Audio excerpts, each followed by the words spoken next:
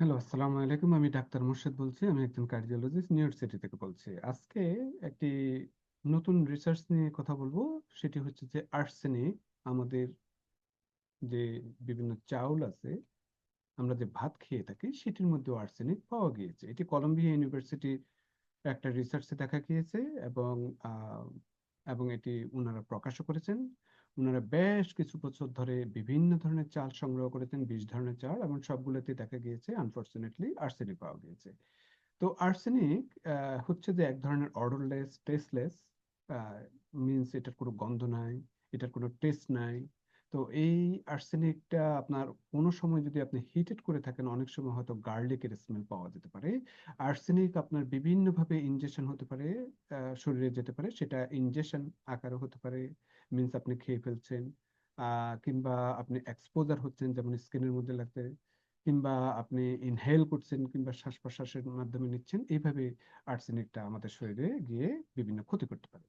তো আর্সেনিক বিশেষ করে ভূগর্ভস্থ যে পানি আছে আমাদের সাউথ এশিয়াতে, যেমন ধরেন আপনার বাংলাদেশ, ইন্ডিয়া, নেপাল, ভিয়েতনাম, এই সমস্ত দেশে খুব বেশি দেখা দিচ্ছে।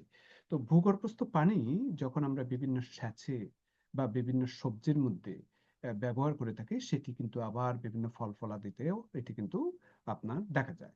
আবার আমরা যে বিভিন্ন ভেজিটেবল বলেন কিংবা চাষাবাদের জন্য আমরা যে বিভিন্ন ধরনের কীটনাশক ওষুধ ব্যবহার করে থাকি, এবং সেই কীটনাশক ওষুধ পরবর্তীতে বৃষ্টির মাধ্যমে হোক, সেটি আবার দ্রুত হয়ে আবার সেই পানির মধ্যে এক্সপোজার হয়ে থাকে, এবং অনেক দিন থাকার পরে সেটি কিন্তু আমাদের খারাপ প্রতিক্রিয়া করে থাকে। এছাড়া যে গ্লোবাল ওয়ার্মিং এর জন্য যে বাতাসে যে এখন অনেক কার্বন ডাই অক্সাইড থাকে, সেই কার্বন ডাই অক্সাইডও কিন্তু আপনার আমাদের পরিবেশকে অনেক দূষণ করে ফেলে, এবং পরবর্তীতে বিভিন্ন সমস্যার সৃষ্টি করে থাকে। তো আজকে যে আর্সেনিকের কথা বললাম, এই আর্সেনিক আহ, যেহেতু আমাদের শরীরে যদি এক্সপোজ হয়ে থাকে, এটি কিন্তু আমাদের শরীরে মারাত্মক ক্ষতি করতে পারে। সেটি কিরকম? সেটি হচ্ছে যে যেমন ধরেন আপনার লাং ডিজিজ করতে পারে, সেরকম আপনার ব্লাডার ক্যান্সার করতে পারে। তারপর আবার স্কিনে যদি এক্সপোজ হয়ে থাকে, বিভিন্ন ধরনের চর্মরোগ, স্কিন ডিজিজ হতে পারে, এবং স্কিনের কালার, যে সুন্দর কালারটা আছে সেটি আপনার ডিপিগমেন্টেশন হতে পারে, মিন স্কিন কালার চেঞ্জ হতে পারে। তো এরকম আর কি।